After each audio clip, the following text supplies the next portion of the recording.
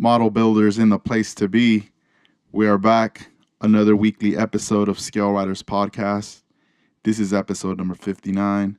I am your host, 65 Lokes. I got a brand new guest, first time on the show, all the way from Ventura, California. His name is Dave McGowan. Also, many of you might know him on Instagram at MCGOWJOBS. Let's go right ahead and give him a call, and let's get into some model talk conversations.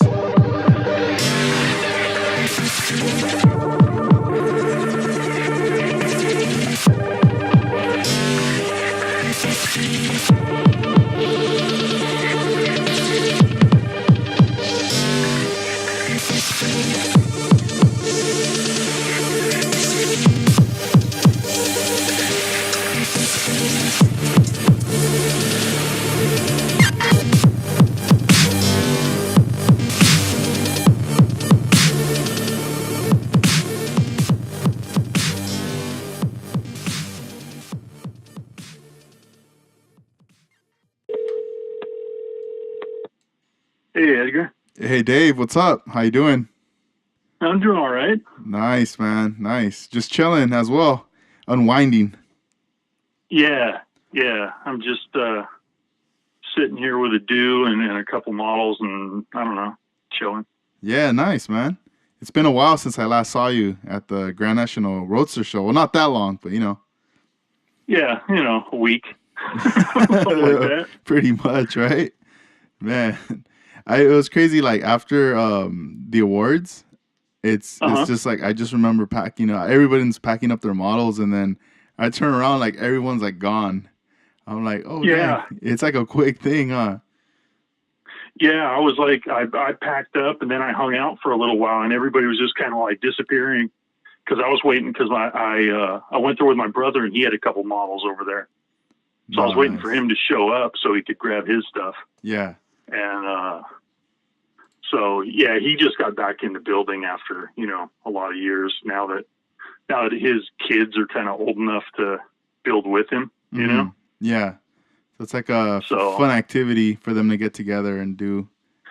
Yeah, I think one of the two boys is more interested than the other one, but still he's still into it, so he's getting back into it and starting to do a bunch of flaked roofs and stuff. So. Yeah, dang, that's pretty dope. Is he gonna be posting like some of his work on Instagram, or is he on Instagram? Yeah, he's on Instagram. Oh, sweet. Wow. He doesn't do a lot. I mean, he's he's getting back into it. So he had like a 62 there and a hearse there at the Grand National. Yeah, nice. He's been doing more kind of like somewhere between mild custom, early lowrider style stuff, Mm-hmm. That's cool. I'm going to have to look through my pictures because I remember taking pictures of like all the models. I haven't been posting as much, but I need to look through them to see, to check out his work on there because I'm sure it has to be on there. If it was on the table. Yeah, I was bummed I missed out on it in L West, man. Yeah, I know. I was all set to go. That's crazy. You got what ended up happening with that? That it didn't work out.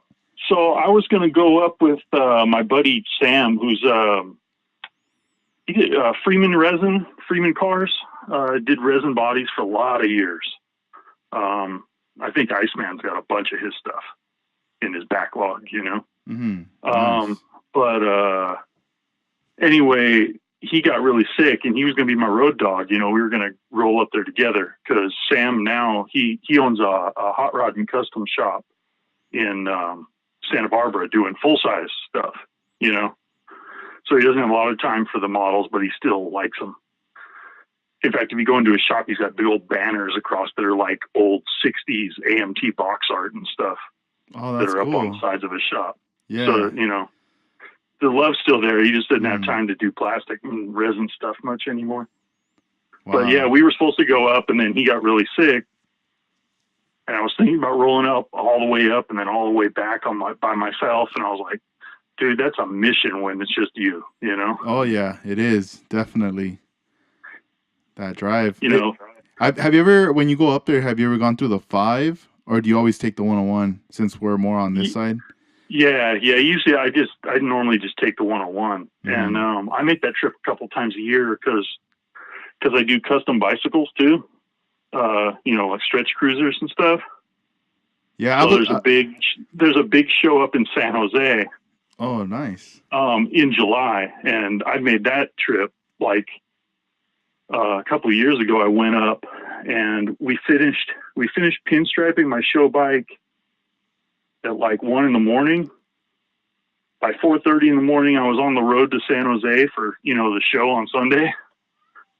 And then, you know, we went up, did the show, and then I drove all the way home. Wow, that's amazing. With a trophy, but, you know. Riding shotgun. Yeah, exactly. Yeah. You know. But, yeah, no, that makes for a really long, hard day. Mm-hmm. Yeah. And I was like, my brother hit me up, and he was planning on going to the Roadster show anyway. And I was like, all right, cool. I'll just do the Roadster show instead. Mm-hmm. So, you know, but, you know, we got a bunch of shows coming up too. Yeah, there's a lot of stuff coming up. But yeah, it's tough making that drive all by yourself. I mean, I was lucky enough to go with friends and back. So when you're, you know, hanging out and talking during that drive, it just makes it a lot easier and faster, and you're more awake as you're driving on that road. And then there's nothing really to look at. It's just mountains, and there's really, you know, there's nothing. Yeah, when I saw John at GNRS, he was like, dude, if I would have known, I would have rolled with you, you know? Yeah. Well, man, hopefully next year, you know, you can go out there. Yeah, it's the first one I missed in a long time. Oh, really? Man. Nah, there was a lot of stuff, a lot of cool stuff that was there. And There always is. Yeah, some guy, because I went to it last year. Last year was my first one. This one was the second time attending. Mm-hmm. And I did see some familiar cars that I wanted to see, and then I also saw some new stuff I had not seen before as well.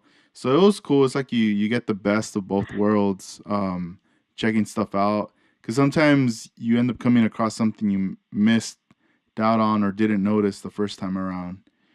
And yeah, it was cool, but it was crazy. There was at a point where, you know, with the vendors, there wasn't really anything at first. I was like, I didn't even know what to buy, and I felt weird. Felt like I needed to buy something already. I've done that too, man. It's like I go out and I start looking through all the swap vendors, and it's like it's usually the second or third trip through before I find what I'm looking for, unless something jumps out at me, or unless like one of my buddies sees something and points it out. But, you know, there's just so much to see. You kind of glaze over, right?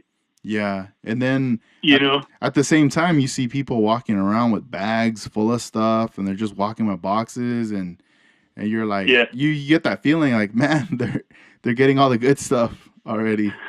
It's funny. It's like I rolled out of there last year. I hardly bought any, like I bought a couple bag kits and some a few aftermarket pieces.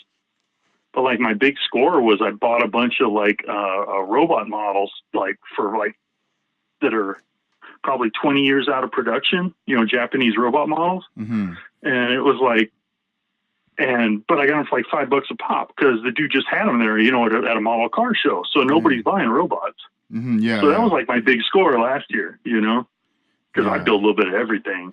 I know. I was tripping out. Like I was looking at your Instagram account, and you have a large variety of different styles, projects that you work on. And I did see some of your bikes that you do too. Yeah. And it's crazy, man. Like you're very talented. Like it's like you channel it through all these different outlets.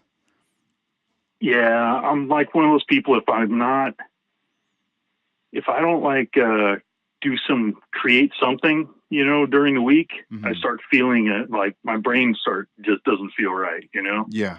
It's like if I don't have that creative outlet, it's like if I'm just sitting in the office doing office work all the time and I don't come home and like build something, yeah, I can tell like even my girlfriend says, she's like, you know, you need to go work at the bench for a while or something, because you're like getting all twitchy. Yeah, yeah, it's something that no matter like what's happening at work or outside in the real life, once you start focusing on your projects, you kind of just forget about whatever's going on and you just put all your attention on that and it gets you through. Yeah. And that's Yeah, one it's thing I like, you know, like.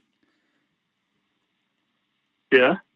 Yeah, I don't know. It was just like one thing I like about it, you know, when building and all that. No matter what's happening, it's like this is like what like kind of just puts everything in perspective. Right. No, that's it. You know, it's like I've got a bunch of ideas in my head, and it feels good to kind of get them out through my hands, and, you know, whether it's drawing or building models or doing something, you know, get it out of my head and out into the world kind of thing. Yeah. How So, long have you been doing like when you got into everything, like model building? oh man, I mean, I was building as a kid, right? And in junior high, I did a couple of contests. There were still some bigger contests going around, and like RG Canning car shows used to have contests still in like the 80s, you know. In fact, like Big Daddy Roth judged my models when I was a kid, you know. So That's I've still got cool. like the judging sheets with his signatures on them and his notes, you know. Wow, that's rad. But then, you know, you go into high school, right? You kind of go out of it. And then, I don't know, I was in the Navy for a while, and I actually did build a little bit while I was in the Navy, just like downtime, you know. Mm. But it was when I came back, and in the 90s, kind of in that there was a big model car boom in the 90s. Everybody was building. I mean, a lot of people building NASCAR, but but like Scale Auto really came to the front, you know, late 80s into the 90s. There was Plastic Fanatic magazine, and there were like 3 different magazines at that point. And then, you know, towards the end of the 90s, Lowrider Bicycle came in, you know. Mm-hmm. So that was the time when I kind of all came back, and I've kind of been building ever since then. Yeah.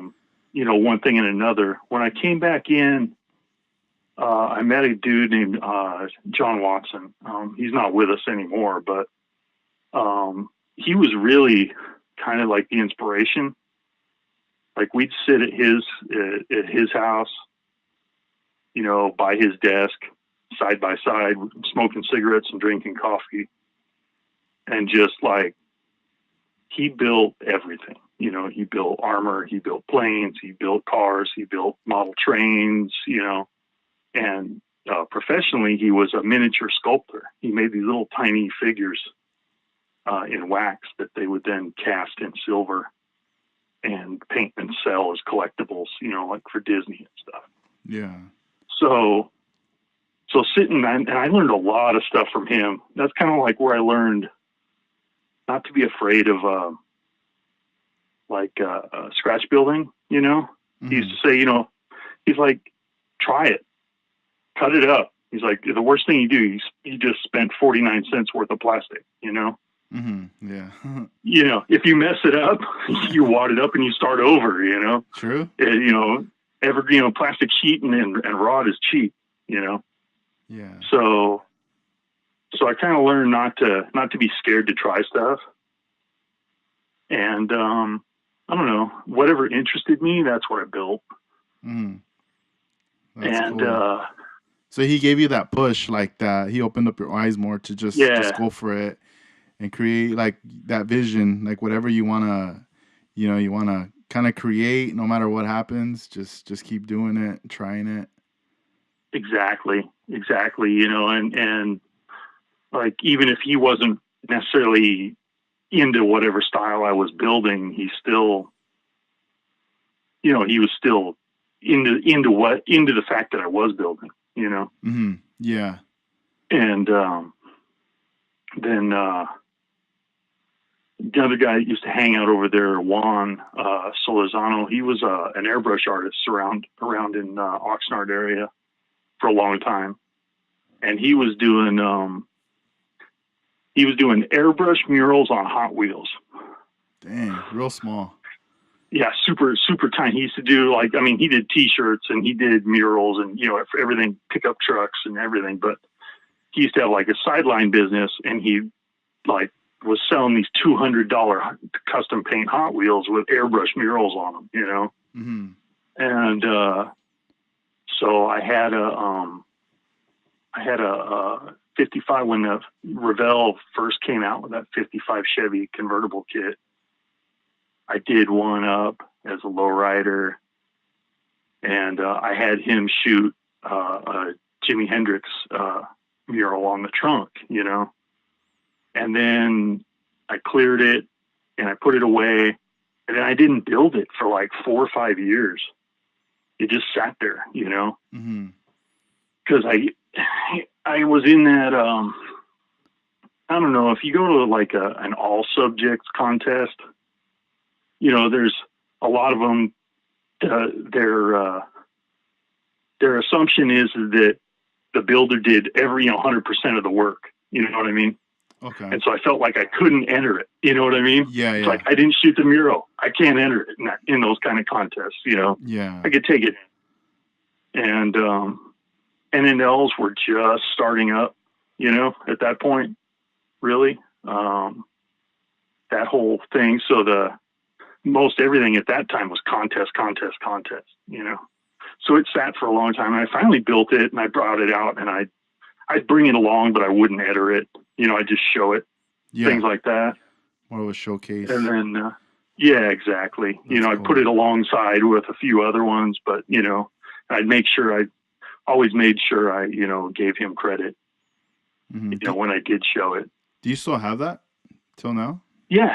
It's still around. It's missing a couple mirrors and things. Mhm. I think the license plate's fallen off of it, but yeah, that car's still around. I was looking at it, and the paint's still pretty good, but the clear, after it was lacquer clear, and after 15 years of sitting around, it's starting to check. The clear is checking. All the paint underneath is good, but you could see just a slight checking in the clear. Yeah. It looks like old lacquer. Dang, I gotta see this car now. I want to see it.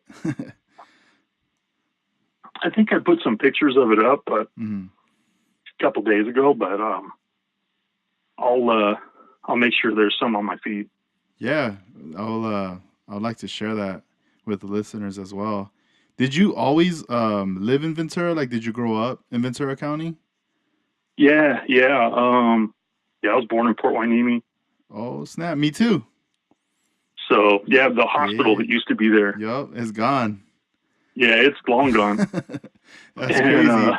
I always tell people too, like, yeah, I was born there, and they're like, where though? There's like no hospital there. And I'm like, yeah, right. It's like there used to be right on Ventura Road. It Yeah. used to be right there. Yup.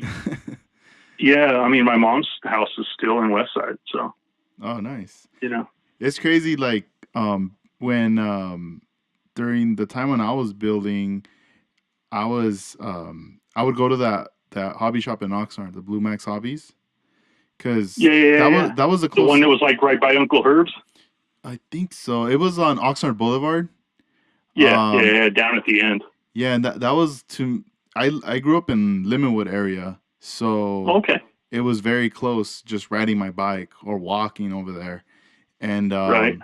but I would go with my friends out there, and we would check out the models. And that store, they sold a lot of RC stuff too, airplanes, and um like the only things we would ever be attracted to was mostly the Impalas. and Right. and then after a while, I mean, the only exposure we had that we knew was just whatever we would come across with, like the lowrider magazine with the cars, and then also hmm the bicycle. But we wanted more. Like, we wanted to see more stuff, and Oh man. I had no idea about Scale Auto.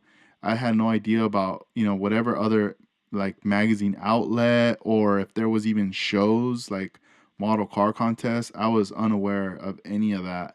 So it's When great. I was in junior high, I went to Haydock, Mm-hmm. and when I was there, the librarian there, she used to let us, she used to let kids display their lowrider models in a glass case in the library. Dang, that's And, tight. and then we'd go in there at lunch and pull them out and hop and all kinds of crazy stuff.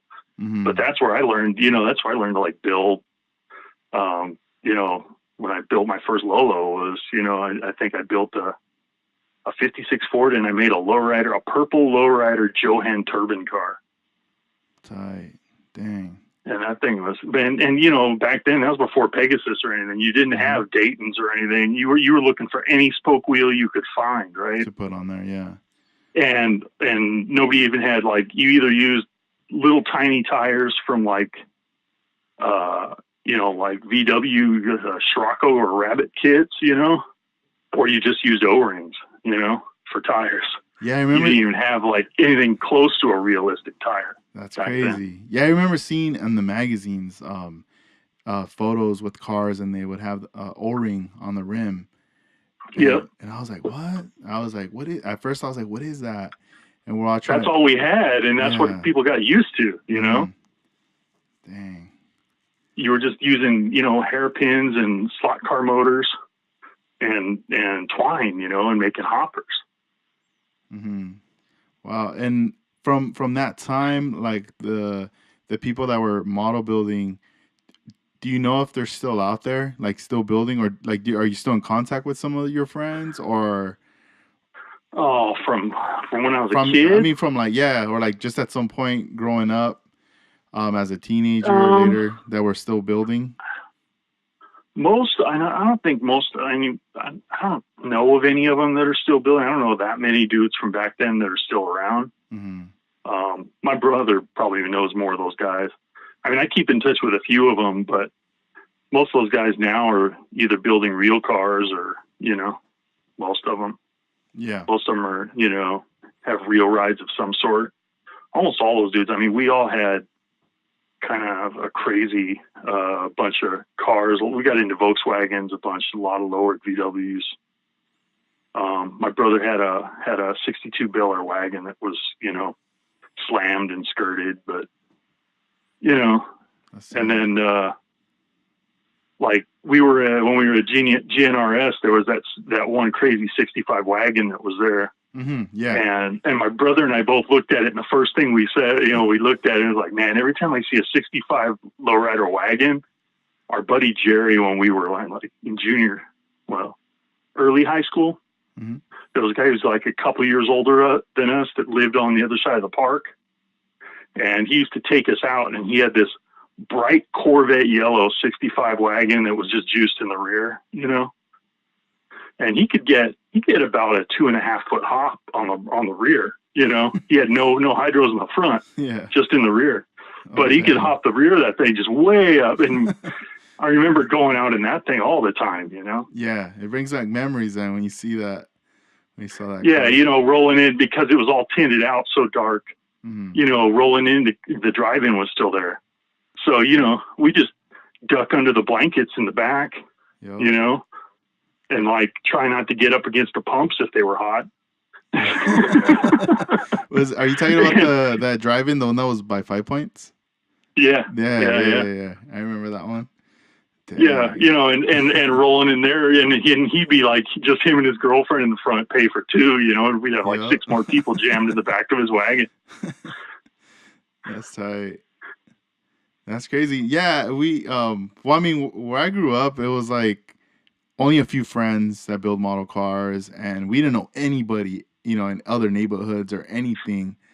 And Right. little by little as we were growing up, like it's like friends were just quitting. Like they were like, I'm done, I'm not building anymore. And Yeah. it was always like me and one friend were like the last ones out of the group that were the last ones building together. Uh huh. And at that time, I remember Blue Max was like gone, and that Walmart in Oxnard was like operating, and Right. that was our source. that we knew. That's the only thing we knew. But I do remember um that theater, the Century 16 that was in front of the Ventura Hobbies. Yeah. I remember my friend's older brother would take us there for the movies, and every time we would be right at the booth to buy the tickets, I would always be looking back, and I could see that it would say Ventura Hobbies Hmm. lit up, and I used to tell my friend, "Dude, let's go over there. Let's go check it out. I think they sell model cars and stuff." But we never had time. Like we would always go to the Right. movies, and it was like, no, no, no, let's go inside. We gotta like get sodas, whatever, popcorn, and let's go inside and find a seat.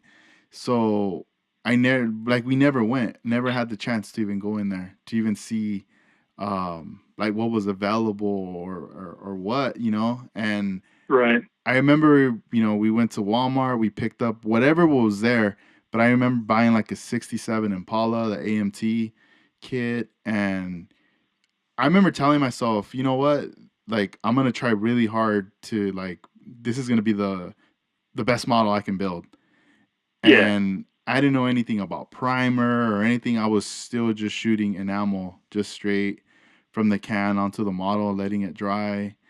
And it And takes forever to dry unless yeah, it's the dude, middle of the summer. yo, it took a long time. It did. And I remember it was so hard to resist to touch the car because Oh yeah. I wanted to see if it was dry, and I was like, oh, You're but always trying to find a spot that's okay. The paint's thick enough, but it won't show if I leave a spot. Where can I touch it and see if it's still tacky? yeah, and Yeah. we would work on the cars in my friend's yard, and then his older brother started to join in with us, Hmm. building, and that was fun. Like we would just be talking, sitting on the table, and eventually it was kind of once we were both done with our cars, we kind of knew like, all right, like this is it. I think this is as good as it's gonna get. And just because it was taking so much time for it to dry, it was discouraging us to continue. Uh huh. So I still have that model. Like I kept it. I kept that model car. I still have it. I have it here in the room till this day. I like. I take care of that thing because it brings back the memories from Right. uh from back then. But it just trips me out. Like I've always wondered, man. I wonder who else is out there that's building model cars. You know. That was the thing, we used to talk about it, and you know, we used to say, and I'd go to the Ventura County Model Club meeting or whatever, and for a long time there was only a couple of car guys, you know, and I knew there were other guys that built, but only one or two of them would show up at the club, at the big club meeting, the all subject club meetings, and so I always felt like, I mean, I built everything and it was cool, and they'd have workshops and different guys that do demos on different things. So, you learn a lot. And I think there's a lot to be learned from, all types of model building, Yeah. especially with the way, like now with everybody getting into the dioramas. I think there's, the best thing you could probably do is go talk to some of the model railroad guys, especially some of those old guys who, Mm-hmm. you need to pick up all their tips before those guys go away. Yeah. Cause That's true. but those guys know how to build a diorama. Those guys know how to build Mm-hmm. build buildings Yeah. and trees and foliage and rocks and Yeah. like nobody's business. They know all the tricks. Yeah. But It's a whole other level. You know, yeah, like when you would like sometimes you go to like these like big buildings, and when you walk inside, a lot of the times they would have in the lobby like a kind of a layout of like how this building was, like a little tiny little oh yeah, model. yeah, And like the original design, the yeah, architecture model. I always loved looking at that stuff when I was a kid. It Oh was yeah, those are awesome. yeah, I was always like, man, like even as a kid, I was like, who does these, you know? And it's like, oh, architects and this and that. And I would always be like, man, I want to be an architect or something. And Right? I remember taking a class at Oxnard High School, like an architect class. Yeah, And yeah. I took architecture there and technical drawing, drafting 1 and 2. mhm, Man, dude, but I don't know what it was. I was like terrible at it. I remember trying so hard, like, sitting in class, paying attention. The teacher's like, yeah, go to the store and buy these supplies. And I'm all like Right. getting all the stuff. Your straight edges and your protractors and Yeah, your like I was already and set. the lettering shield, the erasing shield. Yup. And dude, I was like And terrible. but now all that stuff's gone, now it's all computers, it's like, I mean, yeah, I guess maybe they still teach some people to do it by hand, but you know, that's the only reason I've got good printing though, is just from all those, architecture and drafting classes. You had to print everything, all caps, real neat, Yeah. So my printing got really good. That's tight. It's crazy because on YouTube, when I started to see all the guys on Instagram posting their dioramas, and posting their buildings that they're building, it it kind of like sparked an interest to see what else is out there, and I started to go on YouTube and just watching like these guys that are building these architectural models from foam, like, and the guy's like, yeah, Yeah. like he's buying these sheets and he's just cutting them and kind of folding them, and next thing you know, he's just the way he's drawing everything out, but they sequence it, like they speed up the cam really fast. So he's doing it really, it looks like he's doing it super fast. Yeah, all time lapse. Time lapse, there you go. But it's very it makes you feel like, maybe I can do that. But then I think, man, that's gonna take a minute right there to do all that stuff. You know who I've been watching a bunch of videos from on YouTube lately is this dude, the Craftsman. Have you seen any of his videos? No. He just does like all these crazy arts and crafts, and like he did resin casting and all different types of stuff. He does all different types of stuff, but he's got like the most soothing voice. He's like a down home Bob Ross. Wow. and sorry. And he just like, he lays stuff out like real basic, but he, and there's a lot of stuff, like he just built a little diorama. He's going to make a little animated, movie. He just, got enough support on his Patreon or whatever. And so he's making his first sets, and he showed how he made this whole diorama. And I was just watching him go through it. And I'm like, damn, I'm just watching, he's laying all the conduit, because it's like a workshop. So he's laying the conduit and the junction boxes and on the walls and doing all that stuff. It's like, but real, it's easy when you break it down, but just to think of doing it. Yeah. No, yeah. Right? Yeah. You're like, oh man, where do I go now? And you start rewatching the video again. Yeah. And yeah, it's tricky, but once you get into it, you get the ball rolling, or you start to meet the people that are also into that, and you start building together or giving each other tips and ideas. It makes it fun, and it speeds up that process. Like that, like the SoCal Stance meet. I mean, going out to that was an eye opener for me. It was just going out and seeing everybody, just putting their diorama bases out there, and just letting people just set their own cars up on them and take pictures, and everybody's just kind of moving around from place to place and shooting the bull and talking about this and that. Yeah. It was a totally different vibe, Yeah. Everybody stayed involved, Mm-hmm. Was that one of the, like, your first shows where you got to meet a lot of the people that you interact with on Instagram?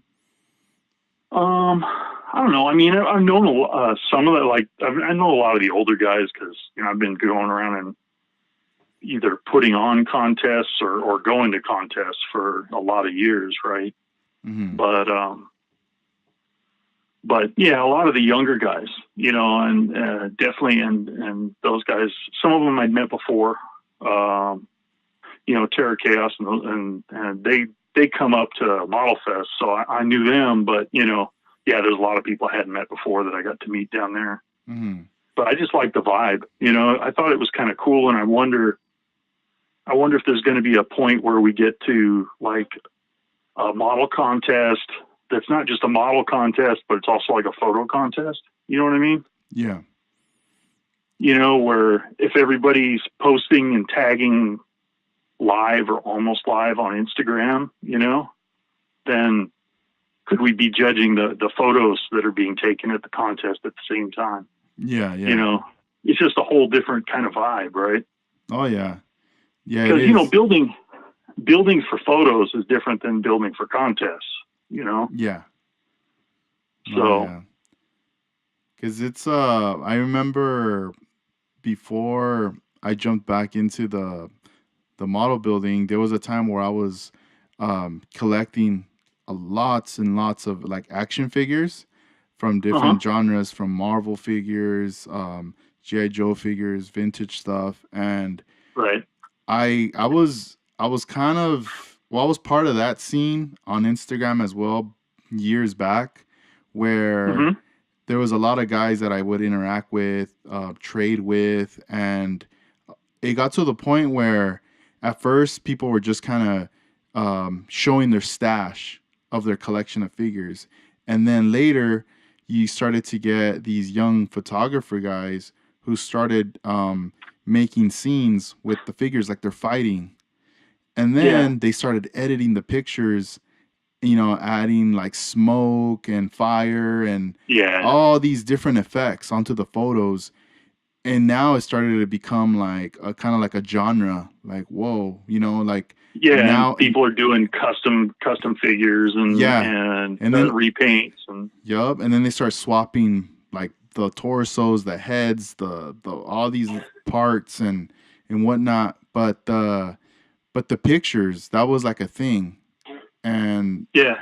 and there, I remember there was like the scene, it blew up, it's big now, but I can't even remember the name, but it's like, I think it's like comic book articulated something, but I know it's like the guy who was running it was like from the East Coast, and it was just Uh-huh. like the hashtag or whatever they had, it was massive. Like people were just posting so much stuff, and then they started having contests as to, Right. because everybody who was part of that scene lived in different states, so they Right. would do their diorama pictures of a big fight scene, and they would photograph different angles, and they would even get to the point where they would print out their own like pow and wow or whatever, like the sound effects, and they would Right. cut them out, and then they would paste them like on the characters like chest, like he's getting hit, or on the face, and it's just a picture, but it looked animated at the same time, and then people would vote, like like who's gonna win the award of the, Right. sometimes prizes of money, of collections. It was different things that people would put up, and Well, you're going to see it going that way, I think, with a lot of, there's a lot of online build offs going on now and stuff. true, And, yeah, the photography is just as important as the model building when you get down to, when it's judging time and especially for the People's Choice winners, mm-hmm. when it's all based on likes, I mean, yeah, some of it's going to be a popularity contest, but it's going to get to, it's just another modeling skill to have is being able to photograph it, right? Yeah, yeah, because I was looking at some of your pictures too, with like the those figures that you took out to the Grand National Roadster with the robot and Oh the yeah, yeah, girl that and this, diorama, yeah, that yeah, diorama set. Like I saw, like you took some pictures outside where you see the sky, like the background, and it almost like the way those angles that you took, yeah. it's not just a random shot like you walked up to it and bam. It was like you saw the view, the vision of like, you're gonna make this look, bring it to life, like it's a realistic Yeah, that was scene it. with the Um, background, and it looked dope.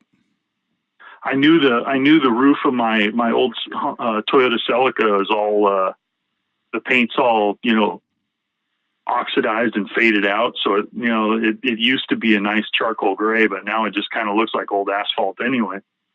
So I set that concrete looking diorama on top of it, and it just kind of extended that surface out in a way so I could use the whole roof of my car Yeah. as kind of to extend the base of the diorama out. Hmm. And then you always, if you're shooting outdoors with natural light, You either want kind of overcast, or you want that golden hour. You want that right before sundown or right after sun up. Mm-hmm. That hour right there is really the good light.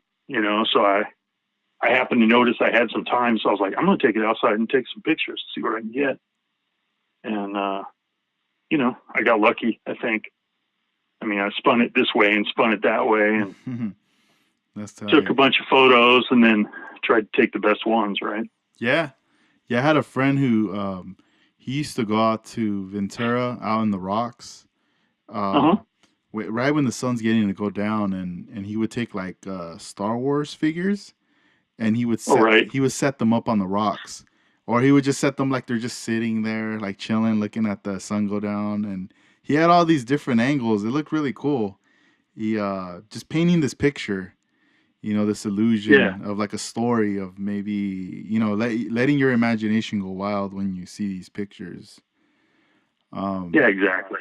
But yeah, it's cool. I like it. And then it's awesome that everyone posts pictures of their work, but it's always nice too now with the dedicated magazine that a lot of these cars are being captured. Like I see it as like they're being documented, and people are having them now in their hands, like the images of these cars, because who knows where all these builds that we're doing are going to be within the next 10, 20 years, if we're still going to have them or they're going to be gone.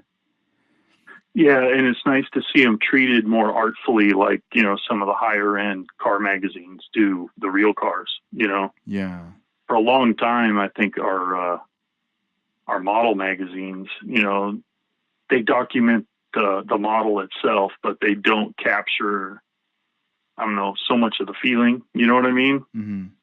And it's like, they try and get some good angles and whatever, but, especially if they're shooting them at an event or something, they're crammed for time and everything else, and they only have so much space in the magazine. So yeah, it's cool to get see a couple of pages of, large format, glossy, high res, well composed, photos. Mm-hmm. And, I mean, we all know no model's perfect, but you can find the really killer shots that way anyway. No model doesn't have to be perfect. Mm-hmm. I mean, judging for a contest is one thing, and that's the rough thing. I think a lot of people like they go, if you go to a small, like a local, like a car show contest or the NNL where it's People's Choice or whatever, and you get a lot of positive feedback, and there's nothing wrong with the models. But then you go to an IPMS type show that's critically judged, Mm-hmm. It can be a wake up call for some people. Yeah, what I mean? Yeah, I've never gone to one of those. IPMS. And they're awesome, but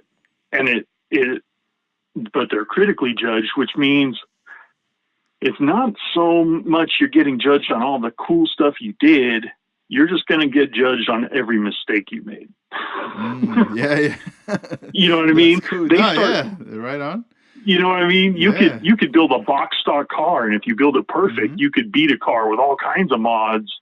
Yeah. If this is misaligned, or there's a glue smudge on, inside of this, here, or, his headlight lenses are crooked, or, there's a lot of times you can put all kinds of work in. And then if you don't pay attention in those last little finishing bits, you can kill a score, and a lot of dudes used to come up to me at contests, and they'd be like,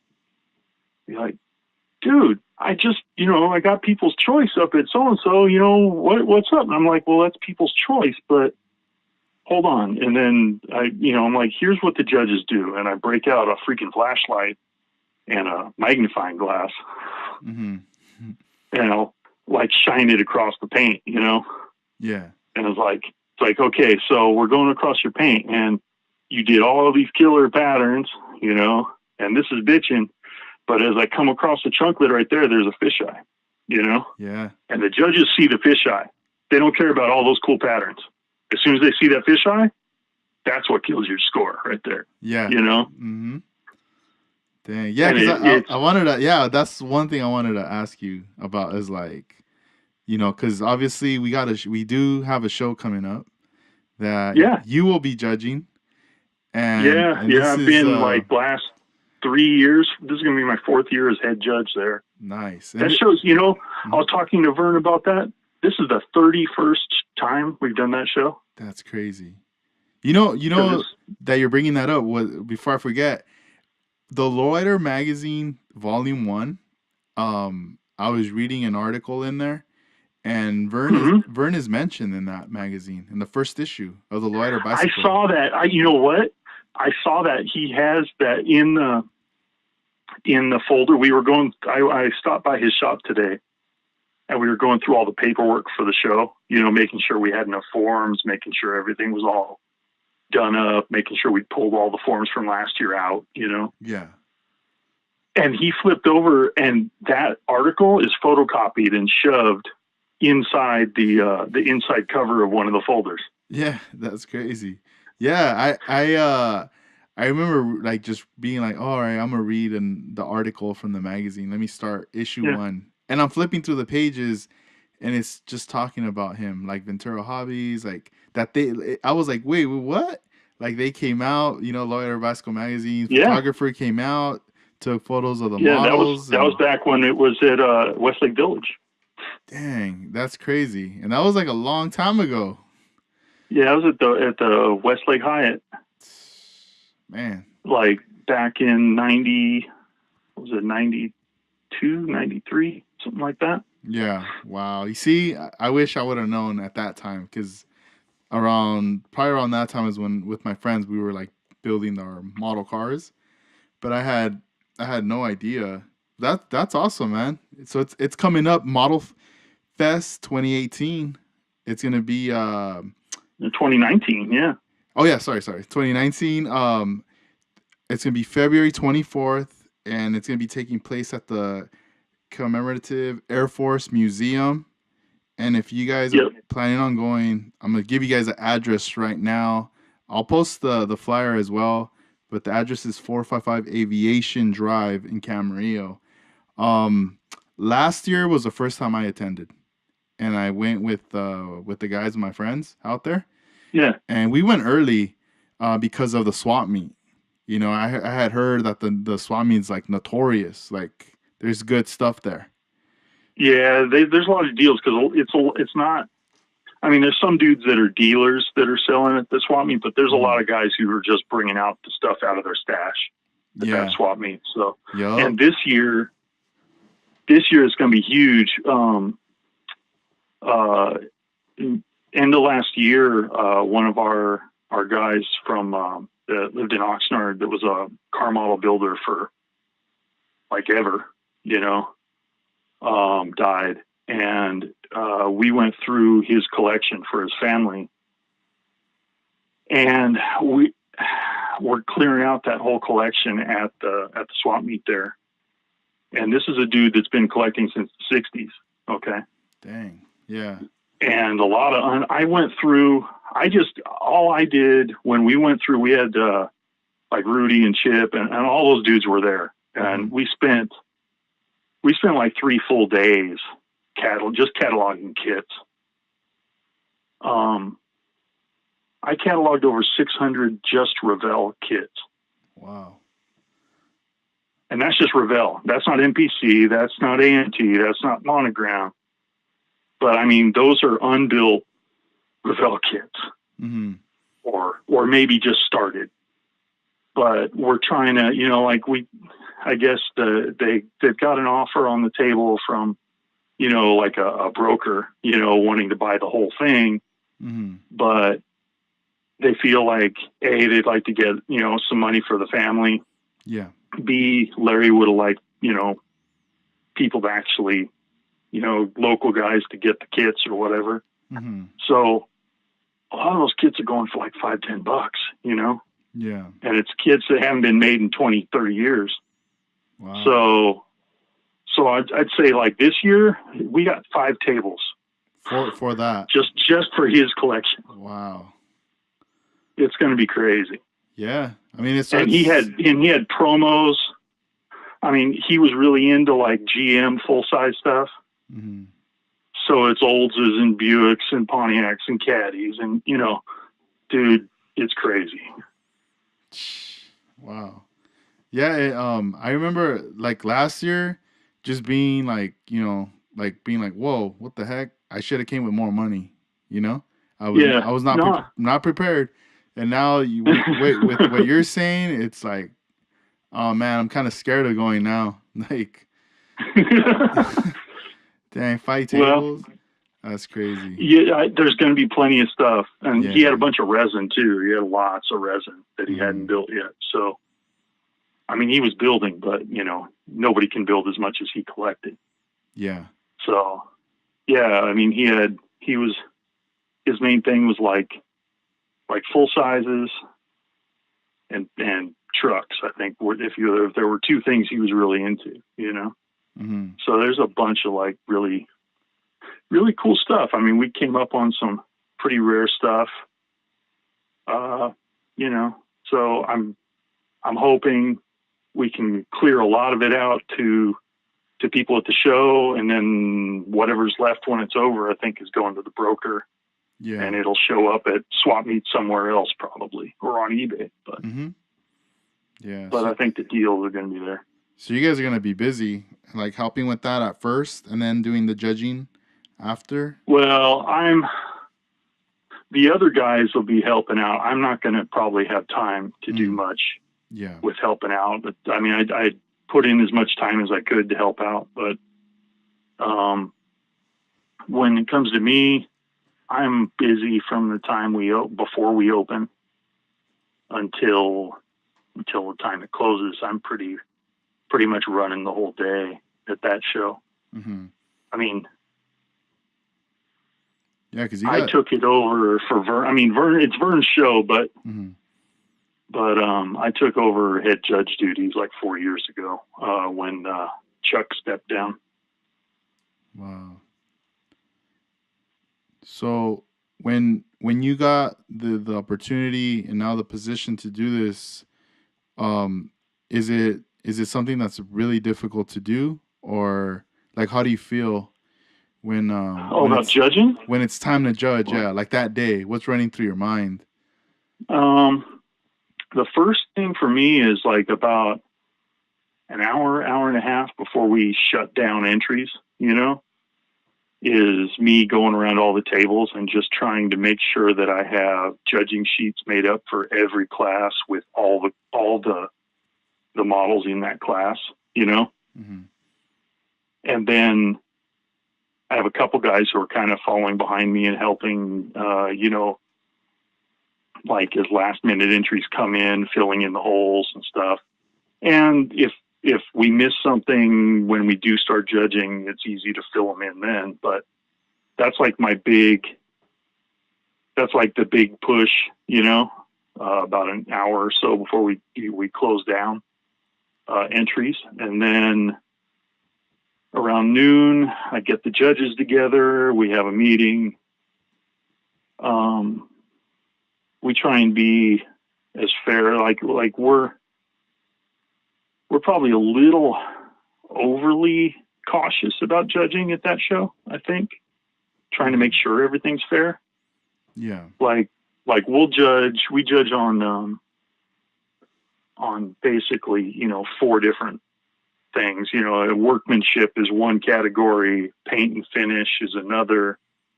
Because it's an all subject show, we've got decals, and then there's like the final, which is like details and added features and all that, And what we do is like we'll take like a sheet has all the entries in the class, and then we'll hand that sheet to a pair of judges. We try and judge in pairs, and we try and pick 2 guys that are usually one more experienced than the other, but maybe build different things.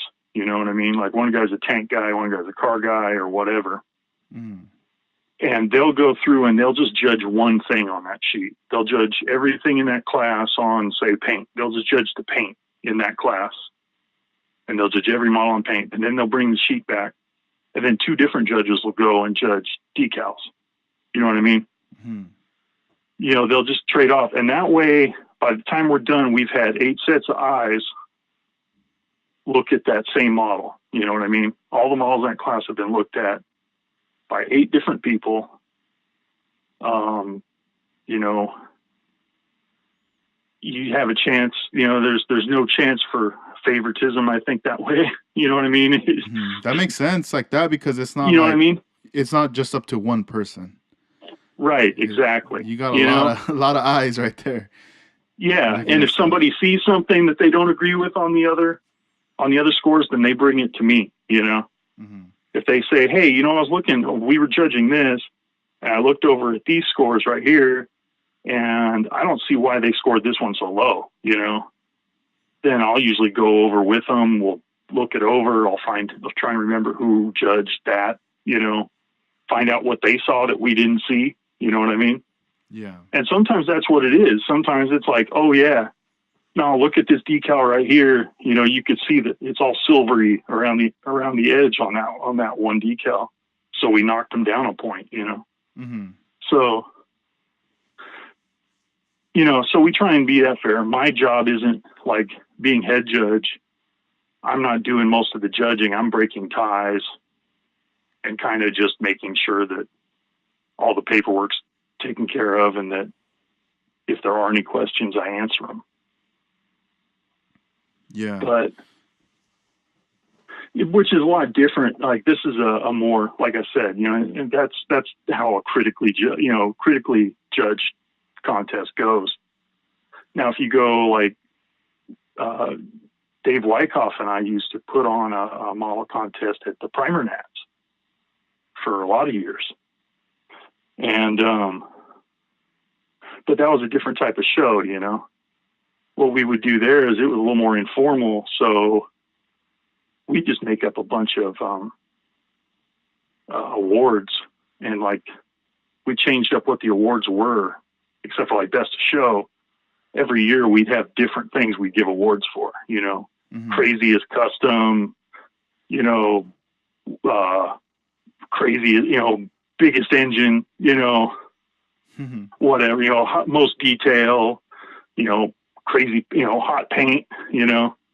We'd have different, you know, and we'd have like 5 or 6 awards made up, and then we just go through and figure out what our favorites were. You know, we talked amongst ourselves, and then just have it kind of a little less formal, you know. But that made it easier for us to run. We didn't have to spend so much time judging, you know, doing all the paperwork, making, you know, scoring everything. It was just a best of type of show. Yeah, that's cool. But we handmade all the awards. Mm-hmm. In fact, John Teresi was saying, you know, like, I think that show at the Primer Nats was like the second show he went to when he came back to the hobby. And he got the best paint show, best paint award. And we had like custom pinstriped. We had candy painted and custom pinstriped spray can, you know? Yeah. As the award, as the best paint award. That's tight. And he's like, dude, he's like, that's still sitting on my shelf. He's like, that's one of my favorite awards. He loves you know? it. Yeah, that's cool. Yeah, you know, so that's kind of what I like. But mm-hmm. you know, I built for contests for a few years. I feel like I proved I could, you know, I could do my time and do all the super detail and all that crazy stuff. But after a while, it stopped being fun. So I stopped building with contests in mind, you know. Mm-hmm. Anymore. I just build like, I don't know. I build what seems like it's fun to build. Yeah. And when it gets more challenging than fun, when it becomes work, is when I kind of either put the model away or just finish it off. And I'm like, okay, move on to the next one, you know? Yeah, yeah. It's like, You're like, do you mostly work on your model cars like at night or during the day on your projects? Um, yeah, mostly at night. I mean, when it's paint time, it's during the day usually. Mm-hmm. I'll wait for the weekend or day off, but yeah, most of my time's at night when it's a Yeah, little quieter. that's When cool. everybody else is watching TV, Mm-hmm. Yeah, I'm yeah. sitting. I'm sitting over at the kitchen table with the lights on and my stuff up and working on whatever I'm working on. Yeah, maybe one day on a weekend I can head over there when I'm in town. We could like link Yeah, link up, work on. I could bring some like a project over, yeah. work We on could just something. huddle up and shoot through. I've always wondered if that'd make a good like a video podcast. Mm-hmm. Yeah, I think Would be like if you got like one of those 360 cameras and put it in the middle of the table, yeah. with a mic sprayer or above it, Mm-hmm. and just had like 4 or 5 guys sitting there with their kids talking about whatever they're talking about, new kids coming out or whatever, Yeah, and at the same time working on whatever they're working on. yeah. No, I'm I sure always wondered, it was like that would be you know dope. that that'd be kind of an hour or two of dudes sitting there and Mm-hmm. talking about the hobby or talking and showing how they do some of the stuff they do. Yeah, cause I Might be a decent stream to watch. yeah I think that would be pretty cool. Cause uh, it's like even when I get together with my friends and we're working on stuff, like we'll set up a table and it's like either three or four of us and we're each working on our stuff and for the most part we're just talking but we're looking at our models like everybody's in their own zone working on their stuff Yeah, and then all of a sudden you kind of take a break and you like you lean back and you go, oh damn, you're doing that, dang, look at that. And then you start showing them yeah, like, or you run into a little problem like, hey, what do you guys think, yeah. to fix this or what? And they're like, oh, try this. And I don't know, it keeps that momentum flowing, and it's pretty cool. That's a We good idea you got there. we did we used to do this thing we used to call rat plastic, and like once a year there were some SoCal guys that would get together, and like I think Gary Seeds came out one time, and Jeff Miller and Scott Colmer and like some different dudes came out different times, but everybody would just bring like a big grocery bag or two full of their spare parts and old parts kits, right? Hmm. And we dump them in the middle of a big table, and then in that day you took out of those parts and you made a model car. You didn't paint it. Hmm. You just glued stuff together, cut stuff up, and by the end of it, everybody had built a model car. Wow, Some that's some crazy model car. yeah, yeah, some Frankenstein type stuff. Yeah, exactly. So and you didn't care about any of it. It's like a couple guys took theirs home when they were done. Other guys were like, "Yeah, I don't care. Throw it back in the parts for next time." Hmm. But I think I've still got a couple of those stashed somewhere. But it was just, I don't know, talking about just sitting there and cutting up, having a couple beers, eating some pizza, and Hmm. you know, I think we had 2 cans of a can of flat black and a can of gray primer, for Hmm. paint. That was it. Yeah. And just, you know, CA glue, accelerator, and now it'd be Tamiya Super Thin. Back then it was Zappa-Gap, or not Zappa-Gap, but 10X, 7X, you know, and we just be knocking models together all day and just shooting the bull, bagging Yeah. on each other. That's that's cool. So it's rat plastic. Yeah. They used to call it rat plastic. And you guys just And just, stop doing it? yeah, everybody kind of like, I don't know, a lot of dudes You could bring it back. kind of faded out. Yeah, Yeah. could. We was thinking about that the other day. It was like, Hmm. it'd be fun to just get a bunch of stuff together and build some funky cars and Yeah. see what we come up with. And there were a couple cars that people came up with that later on I was thinking, I'm building something else, and I think of the idea they used during that, and it's like, oh yeah, I could do that, Yeah. because you think of stuff you wouldn't even try normally, Mm-hmm. No, that sounds fun. That could be a whole like different experience, different vibe.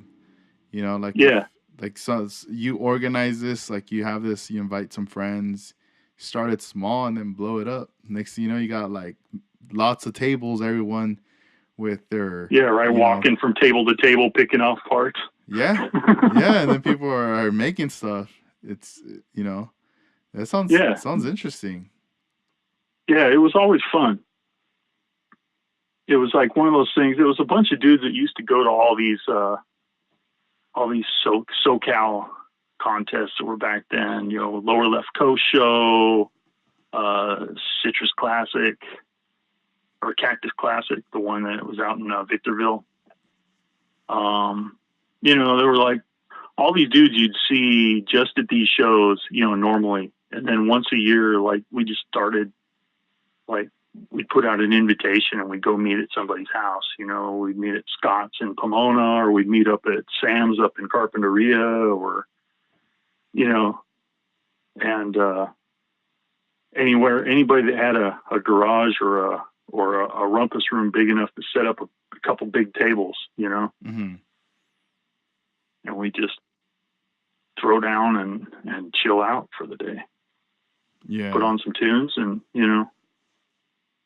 That's but yeah, you could do that too. You could build all kinds of crazy stuff and just, you could try all kinds of things that way. Mm-hmm. Like cars you would never normally build. Oh, hey, I haven't seen that kit before, Mm-hmm. Yeah, I've been So lately I've been kind of looking into other more like the custom cars, and then I've been looking at other models that I tend to not really just build, but now right. they're starting to capture my attention. And you know how earlier you had mentioned how you when you go to the model shows you buy like those bag kits or just kind of like Yeah. loose stuff or like the robots, let's say. Yeah, right. I'm starting to also kind of just something about digging through those little bins or the big bins with just random pieces and parts. Yeah. There's always I feel like there's always some little treasure in there that you'll find that you can incorporate in your cars or on your projects. And Right. I don't know, like I mean, I love buying a brand new kit in the box complete, but now it's like I like sorting through all these like little things at the shows. Well, yeah, it's like I got a bag in the box with a few bags and another kit in it in the mail today, from dude. He's in one of the custom bike clubs in New Jersey, Mm-hmm. and he's also a model builder. And so he just sent me a bunch of spare parts stuff. He just like messaged me the other day. He's like, "What's your address?" I got a bunch of stuff I'm going to toss. He says, "But I think you could make use of it." So he sent me all these parts, and it's a lot of hot rod, Model T and Model A stuff. Mm-hmm. But when I was looking through there, and a bunch of funky like little model airplane pieces too. Some of them are pretty neat. But when I was looking through it, I was like, I saw one set of fenders in there, and I know that set of fenders is from a Model T kit that hasn't been around since the 60s, Dang. Yeah. It's like, I know that, I know that model that was an America's Most Beautiful Roadster back in the 60s, and it hasn't been in kit form in a long time, but it's got the pleated, it's got the old 1915 Model T fenders and the pleated or tuck and rolled running board, all custom. So I was like, that's a rare piece, So I'm just like looking through, and I'm like, a lot of it's stuff I already have sitting in the pile, but there's a few parts in there. You're like, whoa, okay, that's giving me ideas for stuff to do, Yeah. Yep. And that's like just same thing. Looking through those spare parts piles, sometimes you see stuff, and it's like you see wheels that haven't been included in a kit for 30 years or something, and suddenly you got ideas. Yeah, and that's crazy. He was about to throw it out. The good thing he thought of you. He's like, "Hey, send it your way." Yeah. He was saying, "I've been watching your Instagram feed." He's like, "I dig the stuff you're building. Here, I figure you could use this." That's cool. So, I was admiring the latest stuff you've been working on. That what is you hashtag it diesel punk? Is it like oh a yeah. steampunk kind of vibe or Yeah, it's like influence? it's a double decker. It's a flying double decker bus. Mm-hmm. Yeah, it's like I think it's an Airfix kit, like a 1/32 scale Airfix kit. That's like a 1914 or 1917 double decker bus, from Britain. Mm-hmm. But yeah, I'm building it with like anti-gravity, so it's a flying double decker bus. Yeah, that's tight. Are those made out of resin as well? Um, the figures I'm using are Yes. mostly resin. A couple of them are white metal. A couple are pewter. Uh, I think most of them are meant for G scale railroad use, maybe Mm. or ish. They're a little under that. They're a little smaller. Oh, I guess like tin soldiers, what they call tin soldier size is 54 millimeter, which is about 1/32 scale. So they scale out about right. So most of those figures that I've been putting in, are all either model railroad or similar, but they were the right size. So, and in the right period, it was like late 1800s, early 1900s. Mm-hmm. So I wanted to get characters that looked about the right age, right period. So I've got like a saloon girl that's sitting in the back, and I got a bartender. There's a guy with a top hat who was originally a gambler figure, so I made him into the driver. Mm-hmm. That's And tight. then there's another dude that I have that's got like a straw hat, and I have him trying to chat up the saloon girl. Yeah. And then I want to put another couple figures on the top, but I haven't figured out what yet.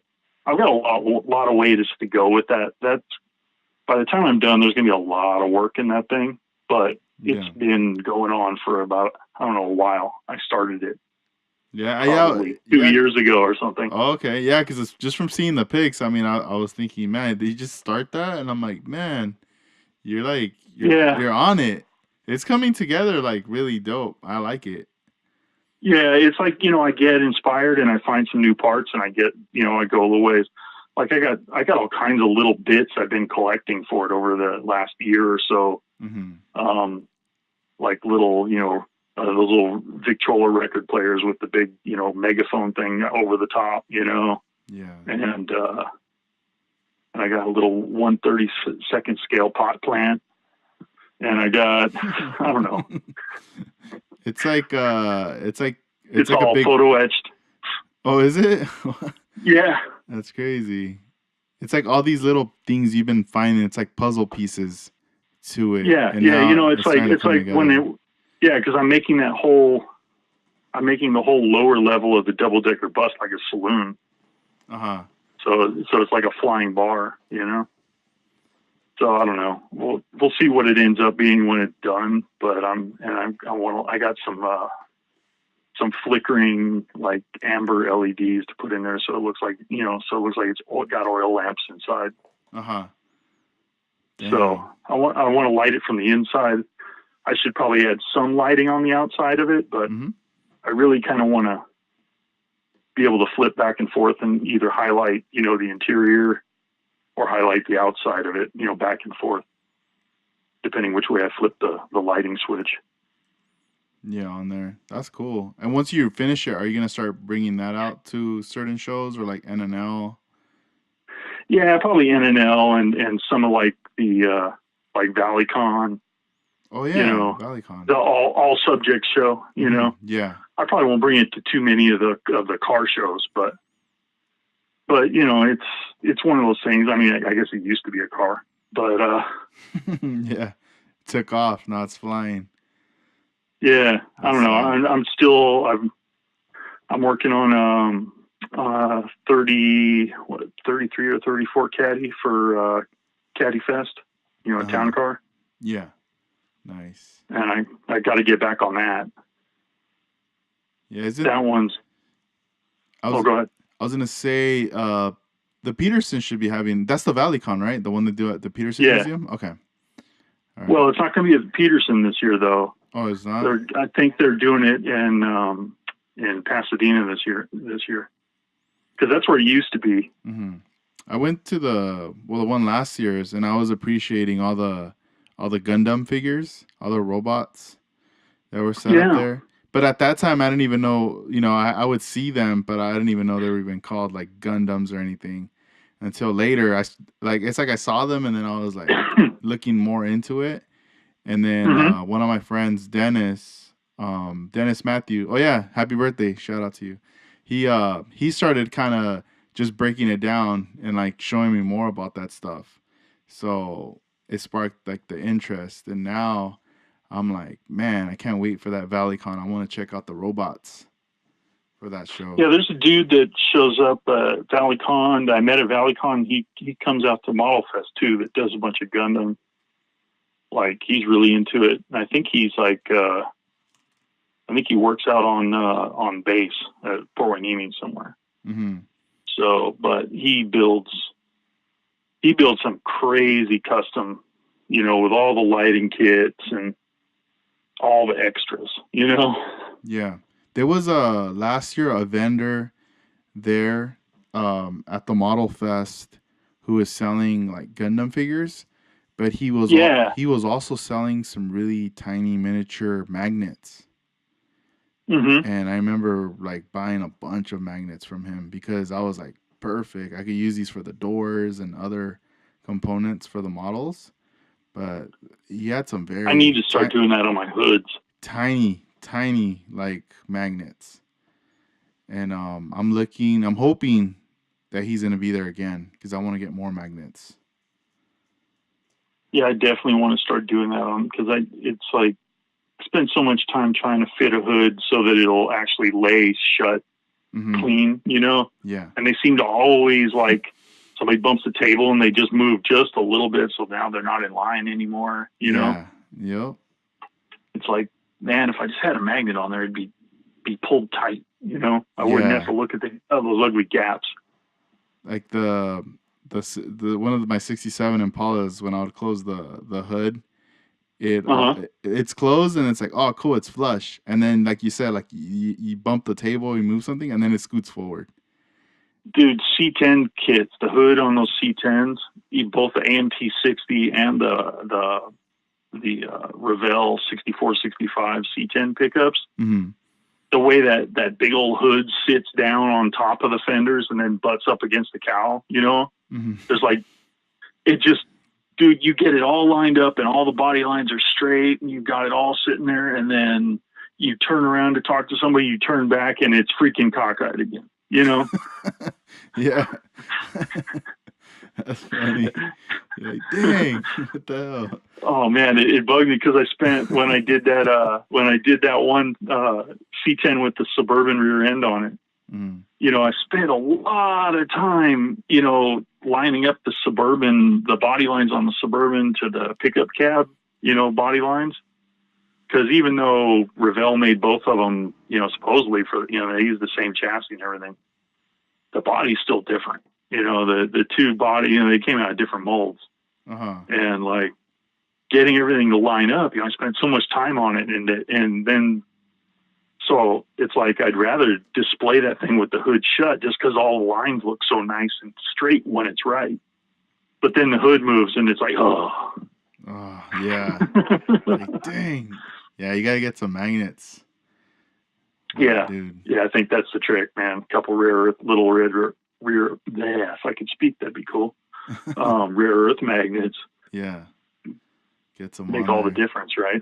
Yeah, because even I've been using them for my doors when I close my doors. The magnet. Man, that Hudson wagon looks so good, dude. Oh, thanks, man. Thank you. You were smart about it too. Just opening one door. That was freaking genius. Yeah, well, that was like homage or inspiration to Gary Seeds. I'm not Jerry. Gary Seeds, Yeah. because I remember seeing a model of his too with like single door open, and it was one Yeah. of Well, I mean, like, originally you go to a, I wasn't gonna open anything, but then uh huh. it was just the more I would stare at the model, I was kind of like, you know what? How about I open the door? And then how about I just open the back now?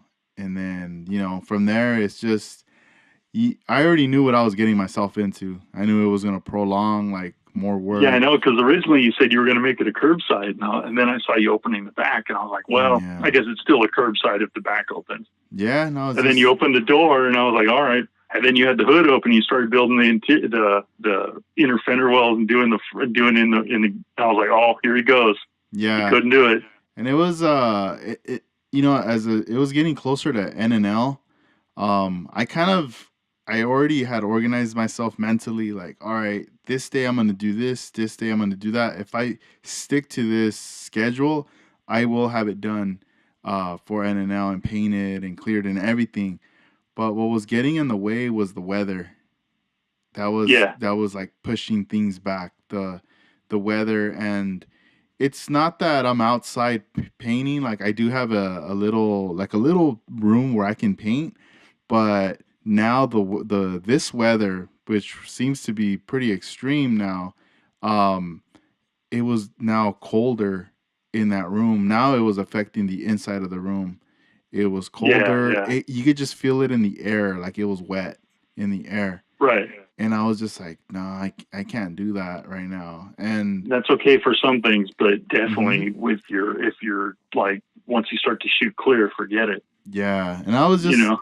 I was just like, man, I started to think like, well, this is gonna be the only thing that's gonna like hold me back from completing it. But then my friend who has a body shop in Oxnard, Uh huh. he's on Pacific Avenue, Pacific Coast Collision. I had reached out to him and I was like, hey, is it cool if I can paint in there inside of your place? And he's like, yeah, bring your stuff. Like he's always working on cars or Right. projects and stuff. So he's like, yeah, why not? Like it's not a big deal. So I took some pictures. It's kind of funny. Like we got set up inside of the booth where he paints and clears the cars as well. So we set up like a little table and everything, and I put my booth. I had my compressor and everything, and I managed to do flaking in there, some painting as well. And after that, I cleared the car in Burbank at Armando's house. Right. Right. I took over all my my equipment, my clear. We got set up, and then I started to do everything there, which was It's cool. probably a little drier in the valley anyway. Yeah, and then we were inside of the garage too, so that was cool. Just having everything really isolated, Mm-hmm. and just from there, I was just like, all right, I'm still in the game,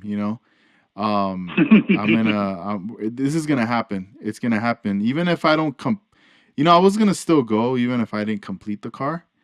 But my main goal was to do it, and it was just crazy. Like it was like a love hate relationship with the resin body, Mm-hmm. And at first, I was kind of like, man, I don't like resin because you have to cover up and not breathe it. It can be dangerous from breathing it. But then again, there's a lot of cool bodies that There's get a lot of cool bodies, and you can shoot hotter paint on resin than you can shoot on styrene too. I mean, yeah. like So without a barrier coat, even. There's like most paint won't jack up on resin. Like you shoot too hot a solvent on styrene, you get crazing unless you put some kind of real good barrier primer down. on there, yeah, and But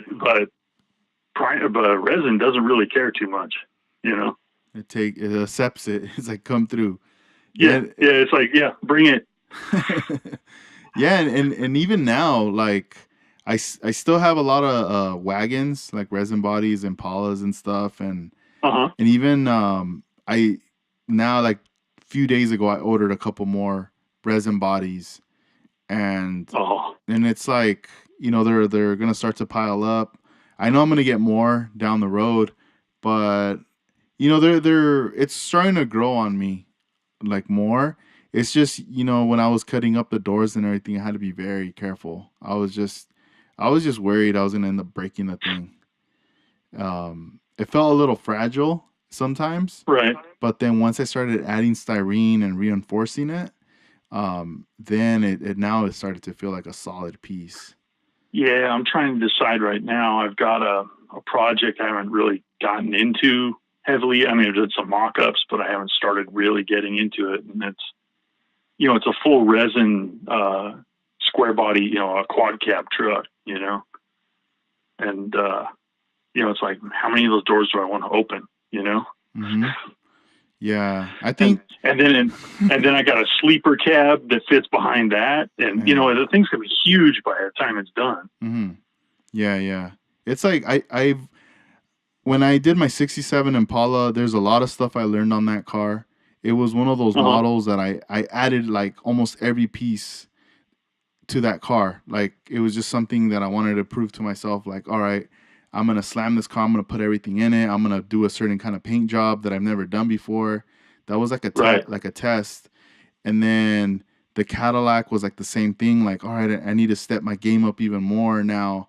From that '67, I want to open up doors, hinge the trunk, the hood, and suicide. And I had never done that before, so that was like a new thing for me. And it just taught me so much that when I was gonna do the Hudson, it was like, I'll do the doors and all this other stuff.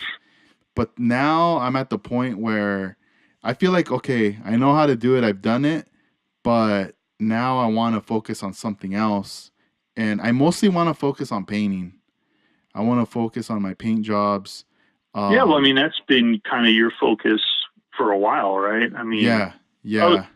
other stuff too, but I mean, really, if you look in like the long the long view, Hmm. that was what brought you in, right? Yeah, I mean, like, everything I've been learning with painting, and it's just like I wanna see where I can take myself with it. Right. And I know that if I'm gonna open up doors, trunks, and focus on all these other aspects, it's gonna prolong where I'm not even. It's gonna, like, hold me back from getting to the painting stages of it. So right now I'm kind of like, lately I've been. It's so funny. I told myself, once NNL passes and everything, I'm not gonna work on anything. I'm gonna take a break from building. I'm not like, it was even to the point where I was thinking I'm kind of even gonna stay away from Instagram for a little bit, or maybe not go on it so much, just because I need to, like, reset again. And at the same time, because I'm gonna be busy with work, we have like a holiday, like Valentine's coming up, so the Oh folk yeah, that's folk huge for you guys, right? yeah, so it's like I have to think about that.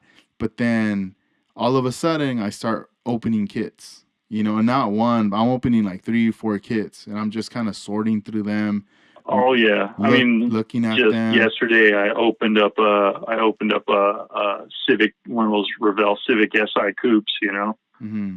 and it was like thinking about building a tuner again. It's like, I got other stuff I need to do. I was like, no, no, no, no, no. Come on. Yo. You're messing, it's like, okay, you need to put the bus away, and what you really need to pull out right now is that Cadillac, Yeah. which I already did a section on it. I need to finish that up, and I want to open up one rear door Hmm. because I got a chauffeur figure to go with it. Yeah. I got a girl in a chauffeur outfit. I want to pose with it since, it's a huge town car. That thing Yeah. is gigantic. Dang. Like, dude, there's so much stuff I want to do, but in Yeah. reality, the timing is what's Yeah, we exactly. don't have.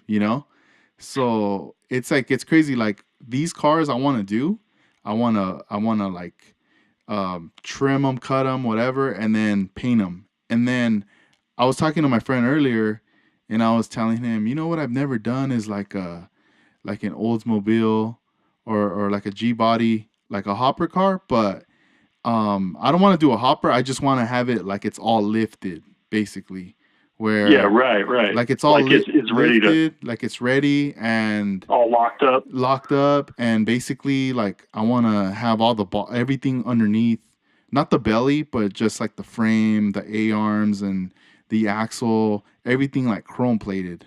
So Yeah, you, the chains, all yeah, that. Yeah, so you get to see all limiters. that chrome underneath, and then just have like whatever paint scheme I'm going with on the body, and then also have some of that incorporated in the belly, and I'm thinking like I want to do that, but when am I gonna do it? Is what kind of worries me. Like I don't, because I want to finish this stuff first before I get to Yeah. that.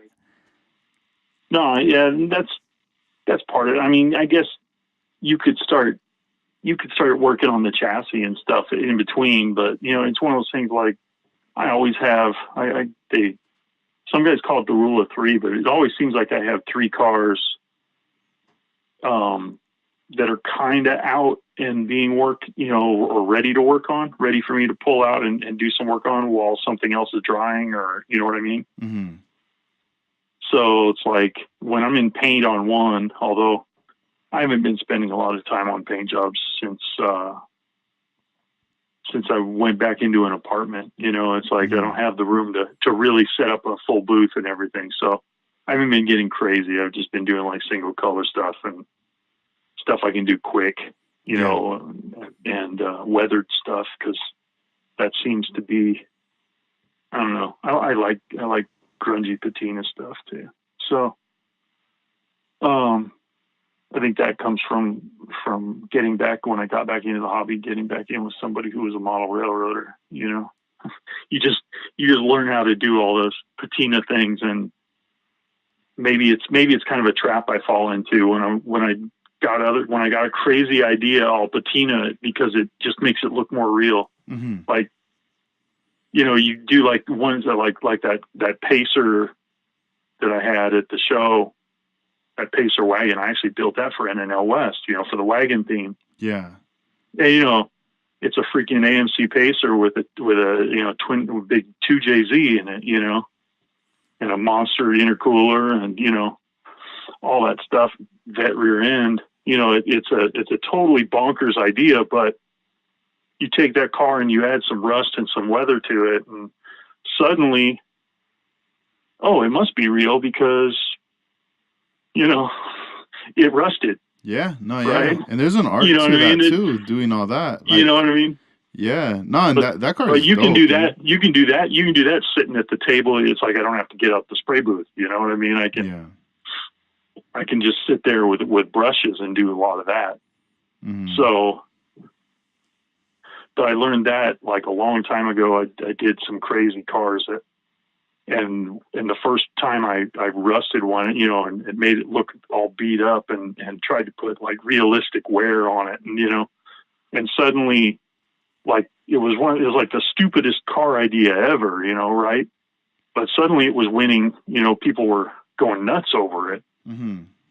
And it was like, because your brain automatically sees it as real because it's weathered, right? Yeah. That's pretty. I tried weathering a car once. It didn't happen. It didn't work. It was so hard. Like, Yeah. that's when I was like, there's an art to this too. Like, it's not just. Yeah, you got to think about it. I mean, Mm-hmm. and it depends where, like, you got to think about where the car's from. East Coast cars and cars from the north, they rust from the bottom up because of the salt in the weather in the wintertime, So, on cars from the east, the rockers and everything in the bottom of the car is all rusted out. But out in the desert and on the west coast, cars rust on the flat, on the roof, on the hood, on the raised edges that the sun's beating down on. Where Yeah. the sun tears up the paint, and the paint falls off, and then it just starts oxidizing. It doesn't rust like deep, Mm-hmm. but it gets that surface rust all on the top. The Yeah. sides usually have pretty good paint, Do you think the cars out here in Ventura and Oxnard rust a little more because we're closer to the beach and all that breeze keeps like coming in from the ocean? Oh yeah, definitely they get a little more. Mm-hmm. I mean, I just see like I've got a custom bike frame right now, and I haven't put it into paint, and I keep on having every time I go back into storage, I have to get out the steel wool and work on it. You know, even though I should just oil it down, but then I don't want to have to clean all the oil off before I can paint it. Yeah. But right now it's bare metal, and every time I go in there, it's getting flash rusted again. You know, the whole thing. Mm-hmm. Man, you can't cover it with like a bag or anything, or it'll still kind of happen. It still kind of happens out here. You know, it's just Yeah. there's moisture in the air all the time, Mm-hmm. and and it's a cool custom frame. You know, it's all square tubing on the diamond. You know, and these crazy points all over it, and I want to do like a full pearl pattern fade on it. You know, Uh-huh. when I paint it, I want to do it all in white pearl with like blue candy and flake panels, you know, on all the Mm-hmm. flat parts of all the tubing. But I still got more stuff to do to it and stuff to weld on it before I can start painting it. So Yeah. That sounds tight. I'm already visualizing it. You're saying the white pearl with the candy and the flake. That's tight. yeah, it's funny. It's like I know a bunch of dudes that are custom bike builders that either used to be custom model builders or still are, you know. Mm-hmm. And it's like, in fact, like Warren Wong, he builds all these crazy, you know, 144, 200 spoke, you know, radial lace wheels for all the custom bicycles. And, but he still, like, when he was advertising the model contest at Cadillac Fest as much as he was advertising for the bike contest, you know? Mm-hmm. So, That's cool. you know, so those dudes are still into it, you know? Yeah, yeah. It's like it's hard to just kind of get away from it. Yeah. It's like Yeah, it's you know, I mean, it's still an interest, even if they're not building anymore. You know, those yeah. dudes still recognize what's going down, and they're still going in and looking, and they still respect. You know. No, yeah. Like I always feel like down the road if I start to get into more painting other things or getting into other stuff that's Yeah. that kind of for a while might take me away from model building, but I know I'm always going to be thinking about it, and Right. then but it's always going to bring me back. Like I'll always be like, all right, I want to do this car now. And yeah, because I mean, I used to have that constant battle back then with music. It was like, all right, I'm gonna record some music, and then now I'm gonna model build. Then go back to music and model build, and it was like a balancing act kind of thing, like Uh huh. doing one thing and then doing the other. And during that time, I was living in Ventura for a while on Ocean, right off of Hmm. Seaward. Right. So I was out there and it was like I always wanted to. At that time, I wasn't airbrushing. I was just using Tamiya spray paint, Oh, and right. and I would always spray out in the patio area. But the same thing, that breeze from the ocean would come in, or it would start to all of a sudden get windy in the Yeah. afternoon. So it was always like a little battle, and I always tend to or try to paint in the early morning before I left to work because the sun was out and I was like, perfect, I could paint. But then what sucked was that my neighbors, they would leave their door open. So a lot of that overspray, the fumes would like travel and go inside their spot. And Yeah. Could you imagine if you were spraying 2K? right? And I was like, Oh. I felt bad, dude. Like one time, I'm all spraying over here, and I'm looking at the fumes, and everything just go straight up, and I'm going like, perfect. Like this is just leaving. And then I start spraying more, and then I start, I'm like, oh, let me go inside the house real quick. And as I'm going in, like our doors were like right next to each other, but I'm noticing like, man, it smells like way more over here. At some point, when I opened the door, it traveled in our apartment, me and my friend's apartment, and then all of a sudden I noticed, fuck, all that air is going in theirs too, you know? And at some point, like the next day, I went out there again to spray. They had their door. As soon as they heard me rattling that can, they just slammed that door. Boom! They closed it, and I was like, "Oh, okay. I'm not gonna do this anymore." Like they're pissed. Yeah, it's like me. It's like, if it's a rattle, if it's time to primer or just shoot some quick rattle can stuff, Mm-hmm. I'm like, okay, put everything on stands or in a box or whatever I'm going to shoot into, and walk outside, go out to the curb and shoot out there, and then walk back into the apartment. Yeah. It's like, and it's a process, Yeah. right? Mm-hmm. But you do it. Late like every time I walk my dogs, when I go to walks, and I walk my dogs at the park, and I always every time I'm walking them and they're just chilling. I look at the benches that are out at the parks where people grill and barbecue, and Uh then huh. and then I start to think, would it would cops trip, or like let's say you come out there by yourself or with a friend and you bring your model cars that you're gonna paint and you paint them out at the park. Like let's say you lay out like a paper or vinyl like over the so you don't get no paint on the table. Yeah. Or You set you up your just use a stuff.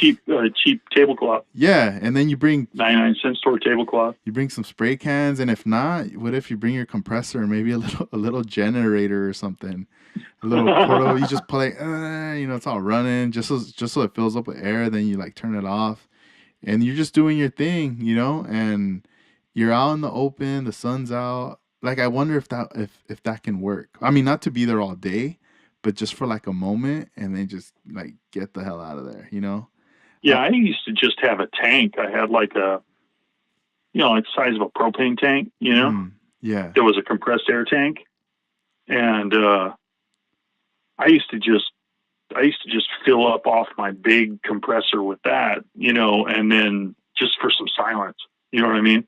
I'd fill up and then I'd go in and shoot, you know, airbrush off of that for an hour, yeah.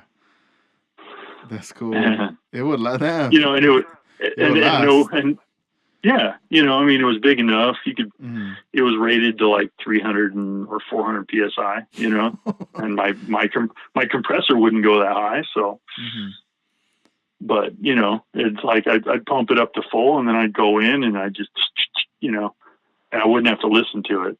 Yeah. That way I could have my tunes going or whatever and not, hmm but shoot in the house, and I had an exhaust fan going out the window. Yeah, yeah, yeah. But I don't know. I'm wondering if that would work. You do like a paint park party, and everybody bring their Right? stuff and just paint. You're shooting flake. It's getting all over the grass, and Yeah. And who cares, right? oh, dang, you gotta. Man, nah, but I feel bad though, because then what if like there's Yeah. dogs or little Yeah, kids, exactly. families the next day, and they're like, "What is all this stuff? Confetti? What was it? Yeah. Easter?" Why are my shoes all sparkly? Yeah, dang, that would be pretty funny. But I don't know. I always think about that. I go like, I wonder if you can do it out here. I wonder if you would be actually doing it, and then next thing you know, you got a couple patrol units just pulling up on you. Like, hey, what do you got going on I here? think once they figured out you weren't graffitiing the freaking table, Yeah. Uh huh. they'd probably be like, "Oh, okay, whatever." Yeah. I guess the trick is to have some kid about 14 with you, so it looks like you're doing it as a youth program. True. Yeah. Yeah. And if they try to give you a lecture, you're like, you flip it on them. You go, no, like I'm trying to teach him. This is not what you're supposed to do. Not out here. Yeah. We do this in the garage All right. or in our yard. Yeah, we were just getting some fresh air. Dang, that's funny. Well, when, Dave, it was a pleasure having you on this podcast. I gotta Yeah, get it's a good ready time, man. because I gotta be up early tomorrow, All right. and I got like this this whole week of just I gotta work this Sunday too, and I normally have Sundays off, but I have to be in there behind the scenes getting things ready Uh, for the big day. Well, I know in the evening I don't know whether Chip sent you an email, but I know the guys that are working on at Larry's, bringing all Larry's collection to the show and stuff. Mm-hmm. We're all having a meetup at Chip's house Sunday evening.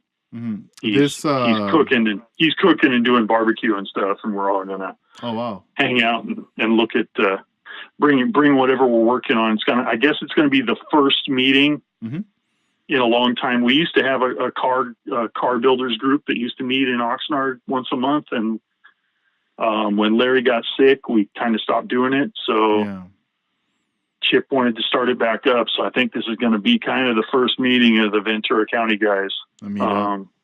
Nice. Yeah. But yeah, it looks like Sunday we're going to meet up and make sure we have a game plan to get all those kits back, because we put them into about 3 different storage places. There were so many boxes, man. Yeah. We put them into about 3 different guys' storage units. Oh, man. And so now we got to go and retrieve them all and get them to Model Fest for the show, to put it on the tables. Yeah, transport them all and everything. Yeah, so we got to figure out who's going where with what trucks. Yeah. So we can get everything there. Nice. But yeah. So that's Sunday? Yeah.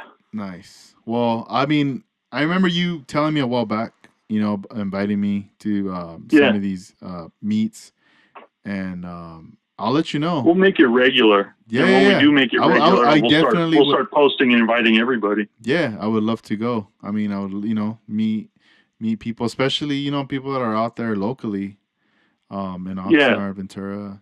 That would be pretty rad. Yeah, well, Rudy, right? Yeah, so. Yeah, that'd be nice to hang out. Sweet. Yeah. Well, let's keep in touch. Chip's place is crazy too. Is it? Dude.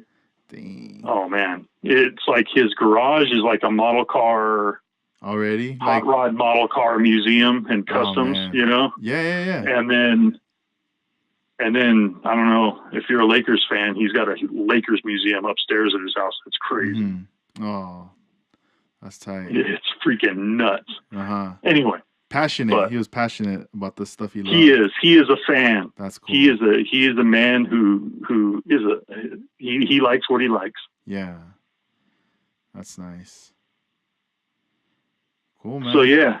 So we'll catch up at Model Fest. Yeah, well, definitely. And then I'll be there. I think after that the next show is, I don't know whether it's Boys Town or whether it's I don't know, or ValleyCon, or I don't know. There's a few coming up. So yeah, there's some stuff down the coming months that are gonna keep. Yeah. Right now it's like everyone's working on their stuff. We're just starting up right now. This is the warm up for show season. Definitely. But come like March and April, it's gonna kick off. Yeah, that's true. All right, man. Cool. Good talking to you. Hey, likewise. You have a good night, and let's keep in touch. And I'll take you some pictures too of some stuff that I'm working on, and send me some stuff too. Right on. I'll take some shots and put them up in my Instagram. Send them over to you. Yeah, definitely. All right. Well, this was episode 59 with Dave. Make sure you check him out on Instagram. And let me see, because I was trying to pronounce your Instagram, but I'd rather spell it so it's easier. Oh. So it's at MCGOWJOBS. There you go. All right, Dave. Well, you have a good night, and we'll speak soon. All right. All right, man. Later. Later. Bye.